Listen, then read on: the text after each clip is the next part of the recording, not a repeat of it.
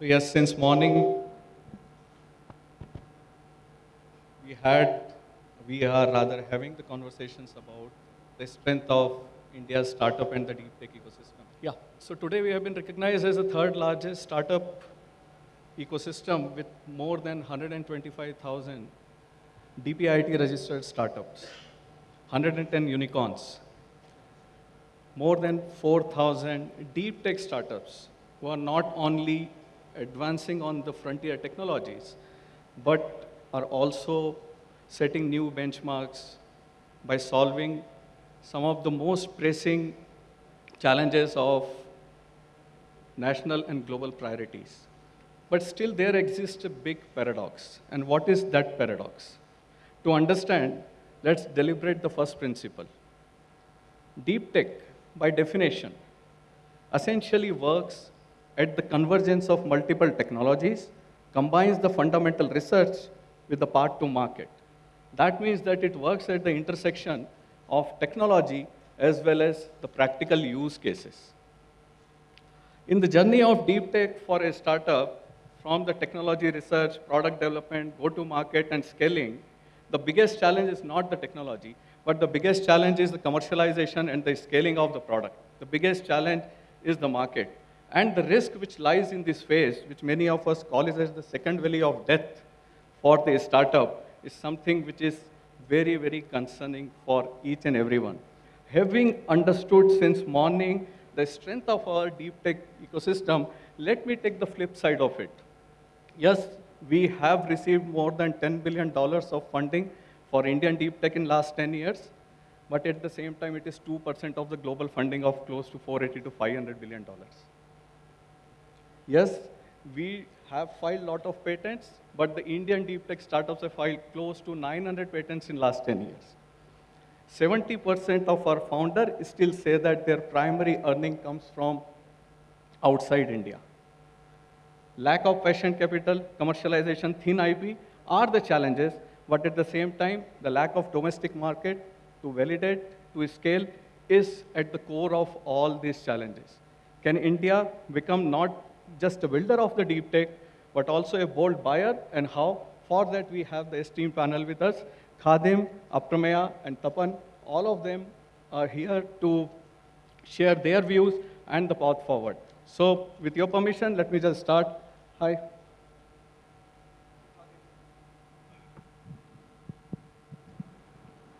Hi, Khadim. So just to start with you, let me ask you the difficult question, probably very different from what we are discussing in the morning. What is your current revenue and how much of it comes from India and how much of it comes from outside India? We are getting close to 90 million in subscription revenue. We are a SaaS company. In terms of distribution, India is around 2 to 3%. 97% comes from outside India. If you look at outside India, majorly three markets contribute. Close to 70% comes from United States, US. Around 22% comes from UK, Germany. So we are very concentrated on 2 to 3 geographies. Karim, just a follow-up one, 3% revenue from India, and you are an Indian company, and we are proud of you. We incorporated in India. Yeah, so why is this skewed behavior of the revenue? So when we started Whatfix, definitely everybody aspires to become $100 million at least, right, in revenue. We didn't want to build several companies within company. So when you want to have multiple geography, it's not only about sales. You need to build support, sometimes localize the product for that specific geography. So the operational, it becomes very hard if you want to become a company which is catering to multiple geographies. So we wanted to look for a market, one market, which can give you at least $60 million, right? Of course, US is that market with so much of depth. Second, we were a new category. A new category needs early adopters. We felt India will not be the market where we will have an early adopter, larger chunk, specifically in technology, in deep tech. So again, we narrowed down on US. Third, pricing power. Again, we felt US was a better. So a concentrated market which can give you $100 million, early adopter and pricing power made us look for a market which is United States. Again, language also helped us, English. Okay. Dr. Tapan, Maruti being the largest car maker, more than 40% of the market share in India, would want to know your comments on what percentage of innovation which you are inbuilding into your products comes from India or it is imported? Very difficult to, thank you for that question, very difficult to put a percentage, but I'll just tell you the story. 80s when we started as an organization, we used to bring technology and also products imported from Japan. But I don't know how many of in the audience know, but today we are making vehicles designed in India, which are now being exported to Japan. So that's the kind of change which we have brought in the last 40 years. And same is true for the innovation space, our startup activities. Now what solutions we are developing in India is likely to be exported to Japan and other countries. Okay, great to know the positive side of it.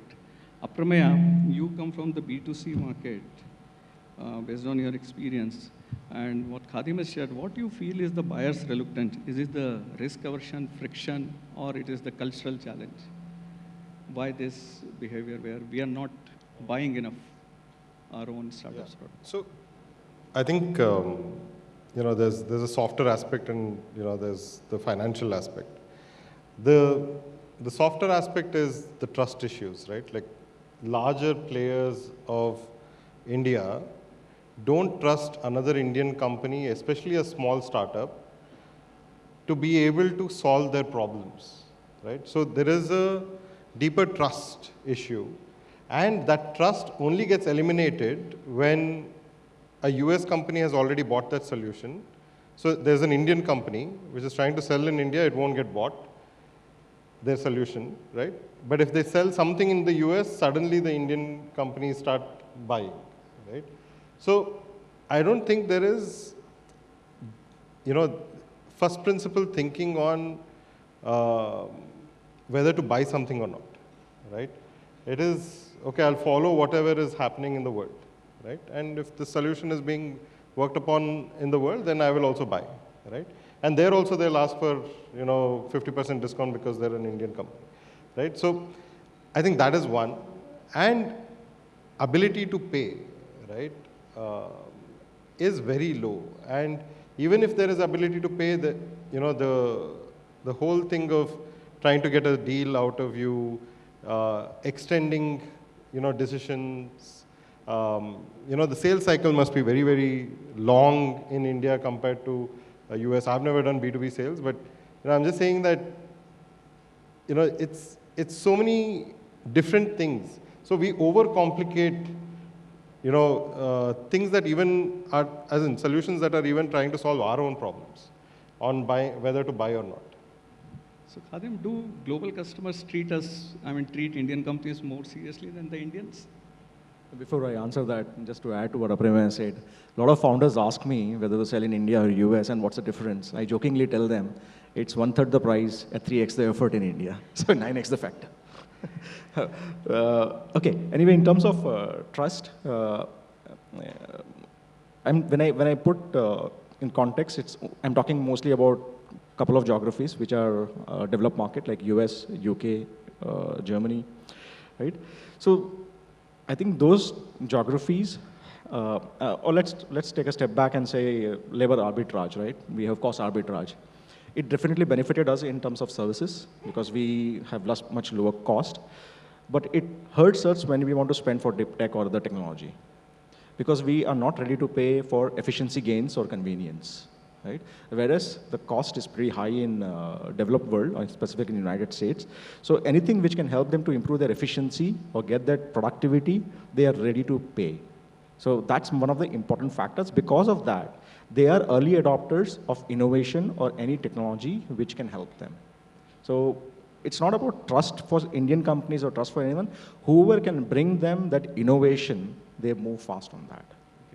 So Aprameya, recently, a couple of months back, we had a new narrative coming up from some of the founders tagged as Skip India, saying that India is about POCs, free POCs, free POCs, Tariq ke baad Tariq, Tariq ke baad Tariq kind of narrative.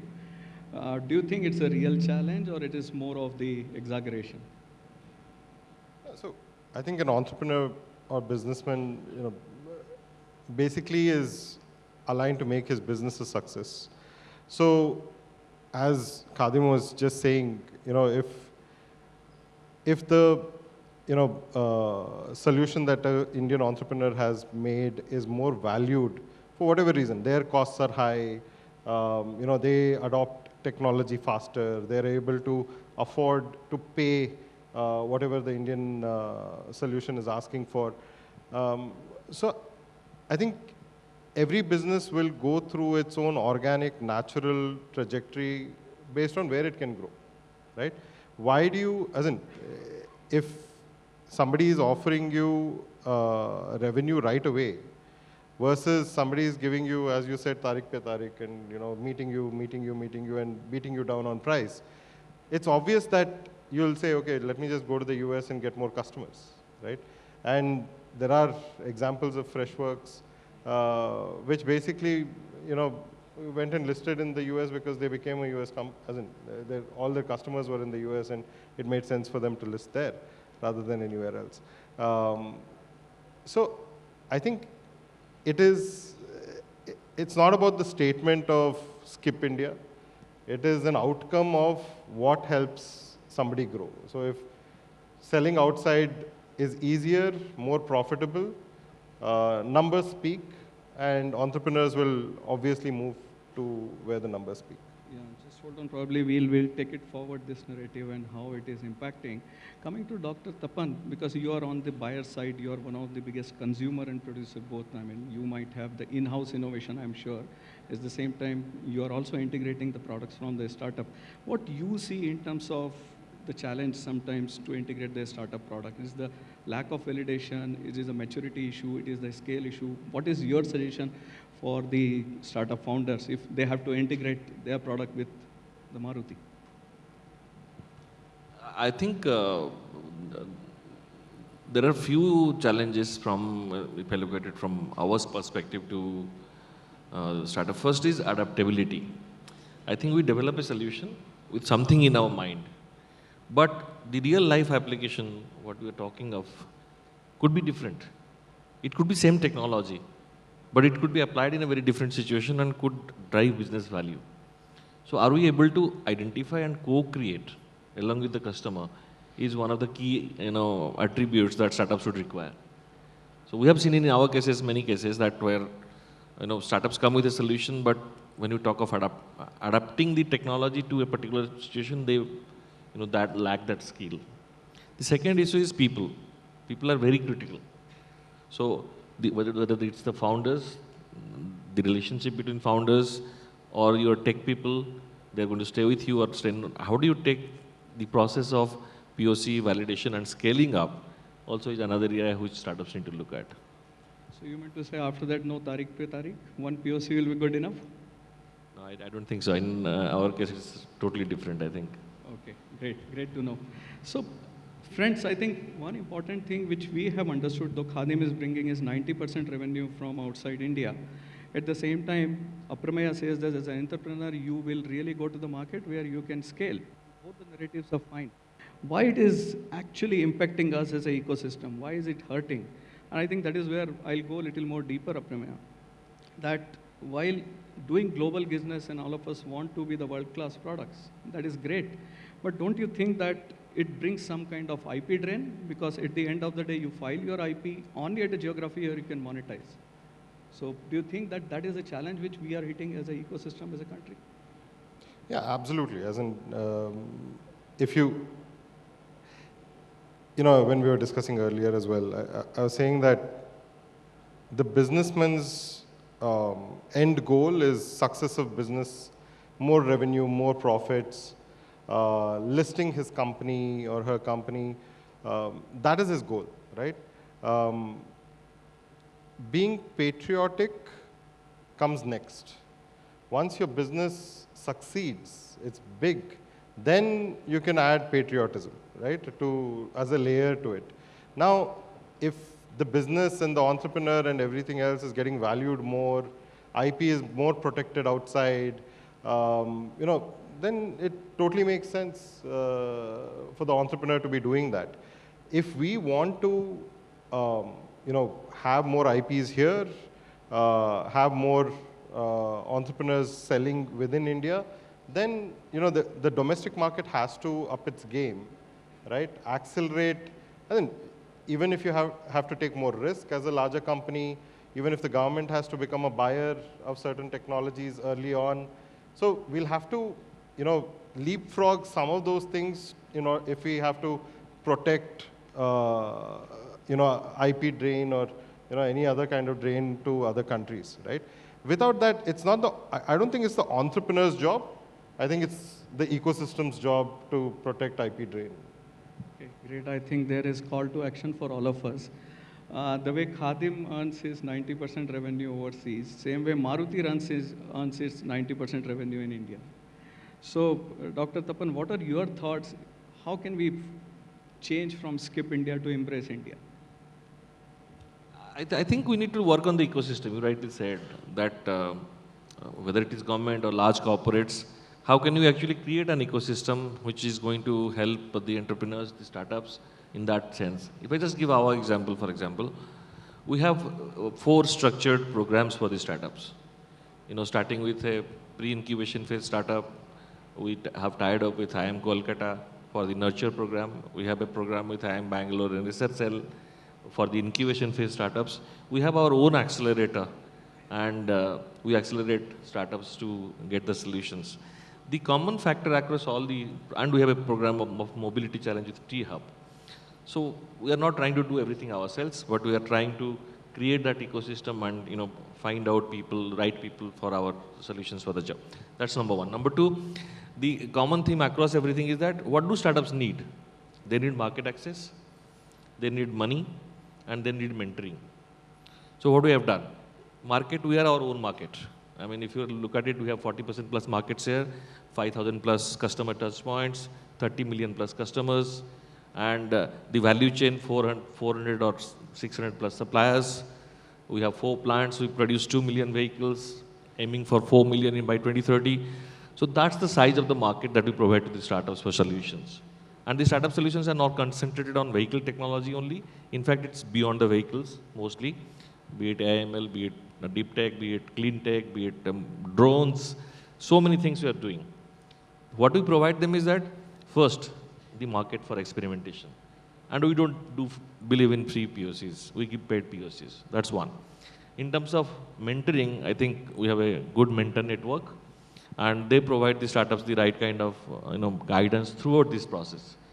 And when they get accustomed to working with a large organization like ours, they also become much more matured in terms of their approach to approaching other customers.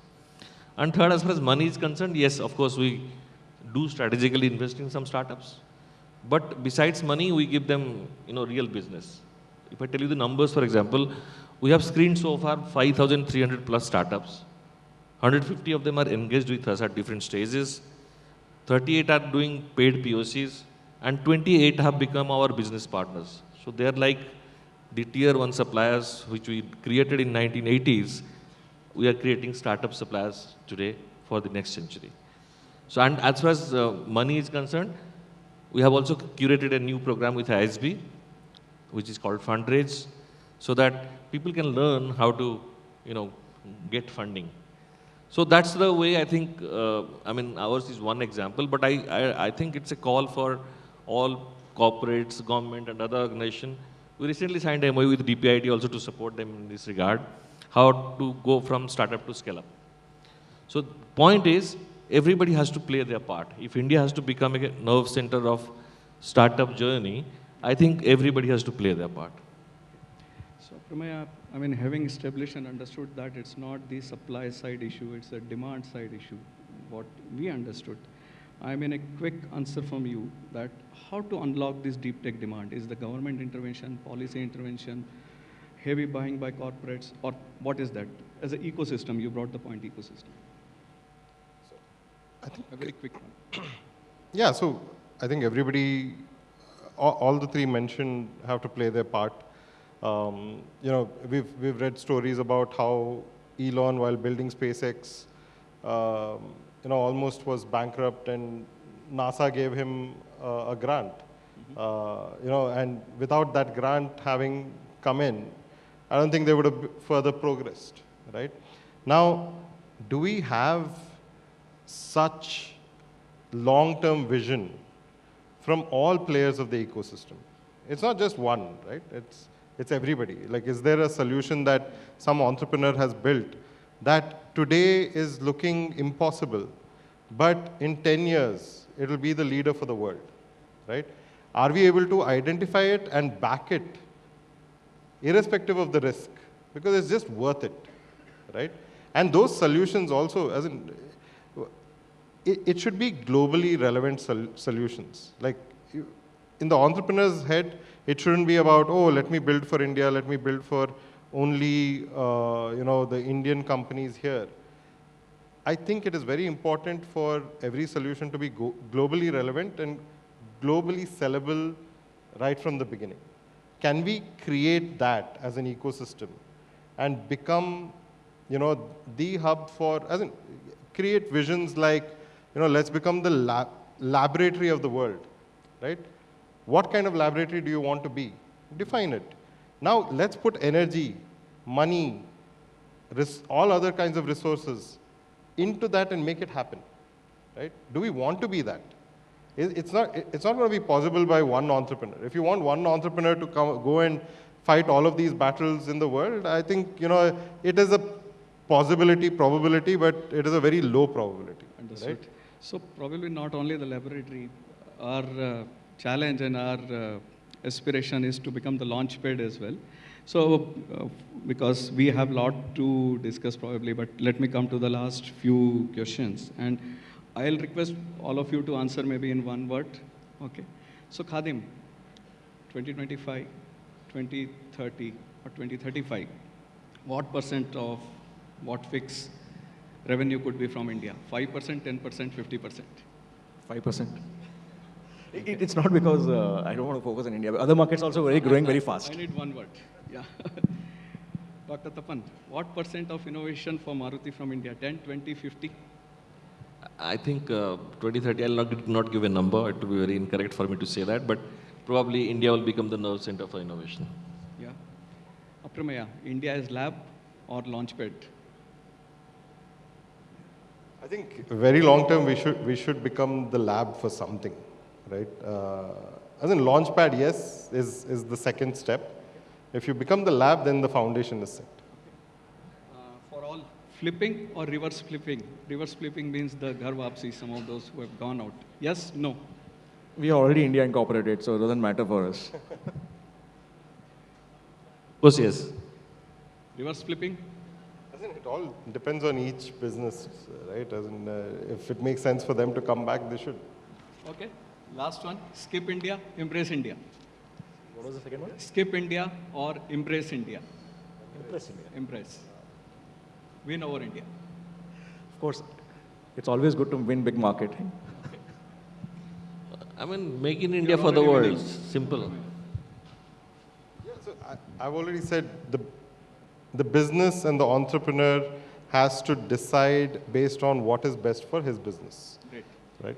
So friends, you heard three of them, 2 seasoned entrepreneurs, one from the corporate, running 90% business from India. All of us know the basics as part of our product classes, right? When a great product meets a bad market, market wins. When a weak product meets a great market, again market wins. And the reason is market is really powerful. Building in India is not a problem, but buying in India, yes, it is. It's not the IP, not the patient purse, which is the biggest challenge. It's the drought in the demand or our own behavior, consumption behavior, which is the challenge for most of our startups.